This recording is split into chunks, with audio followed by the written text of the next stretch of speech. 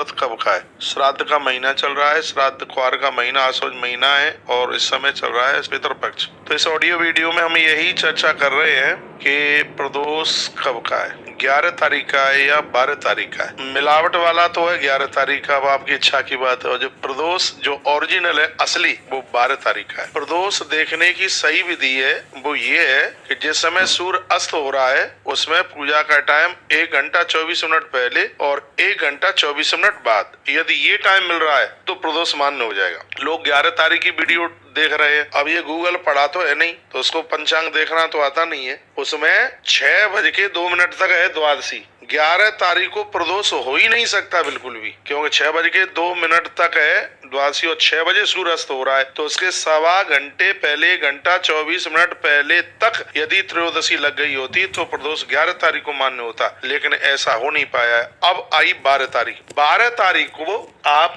देखेंगे तो 6 बजे सूर्य अस्त हो रहा है, तो उसके 1 घंटा 24 मिनट पहले भी त्रयोदशी है और 6 बजे के बाद 1 घंटा 24 मिनट के बाद भी त्रयोदशी है। त्रयोदशी पड़ रही है 7:53 तक और प्रदोष का काल है 7:24 तक, इसलिए इसको मान्यता मिलेगी। पूजा का तो 7:53 तक ही उसका मुहूर्त है, लेकिन 1 घंटा 24 मिनट पहले और 1 घंटा 24 मिनट के बाद तक प्रदोष काल का समय होना चाहिए। इसलिए अब के बार गुरु प्रदोष पड़ रहा है और हम लोग भी प्रदोष 12 तारीख का कर रहे हैं। अब महादेव के परम भक्त हैं, इसमें बिल्कुल भी कंफ्यूज मत होइएगा। प्रदोष 100%, 100%, लाख % प्रदोष है वो 12 तारीख का ही है। गुरु प्रदोष है अब के बार, और हर बार जो प्रदोष जिस दिन में पड़ता है उसकी महिमा है। गुरुवार को प्रदोष पड़ने से बेटे की शादी में रुकावट नहीं आती, और गुरुवार का प्रदोष पड़ने से गुरु चांडाल जो योग है, कोई योग है, वो समाप्त हो जाता है। ये सबसे बहुत बड़ी बात है। गुरुवार के दिन प्रदोष पड़ना ये बहुत ज्यादा शुभ है,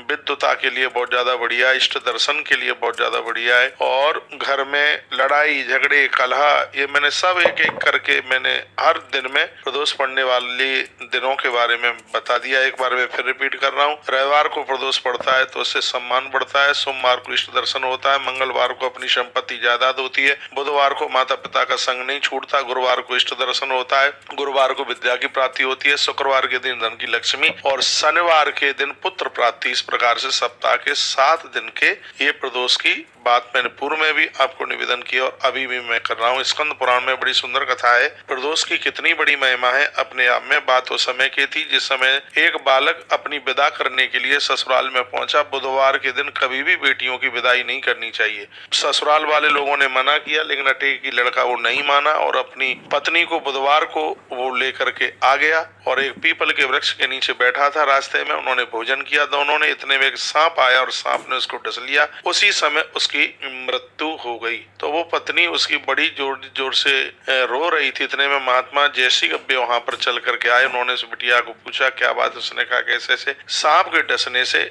मेरे पति की मृत्यु हो गई है। तो उस समय उस महात्मा जी ने कहा था, जैगी सभ्य महात्मा जी का नाम, उन्होंने कहा था बेटी कल प्रदोष का व्रत है, तू नहा धो करके तू प्रदोष कर, भगवान महादेव की कृपा से तेरा स्वाग वापस चल के आ जाएगा। ये प्रदोष की महिमा है। उस बेटी ने प्रदोष का व्रत किया, भगवान महादेव की कृपा से सांप के द्वारा डसा हुआ उसका पति जीवित हो गया। बोलिए शंकर भगवान की जय हो। तो ये प्रदोष की इतनी बड़ी महिमा है। जन्म पत्री के संपूर्ण दोष समाप्त हो जाते हैं प्रदोष का व्रत करने से। हर बात का, हर चीज का समाधान हो जाता है प्रदोष का व्रत करने से। प्रदोष वाले दिन आप लोटे में काले तिल डाल करके 1 लोटा जल संध्या काल में भगवान महादेव के ऊपर चढ़ाइए। इसमें विशेषता ये भी है कि पूजा के समय में काले तिल का ही तेल, उसकी जोत घी की जोत के संग में उसकी जलाई जाए। इसमें लपसी का बता रहा हूँ। पूजा का टाइम है 4:53 से लेकर के बढ़िया टाइम 7:44 तक पूजा का टाइम है प्रदोष में 12 तारीख को 4 बजे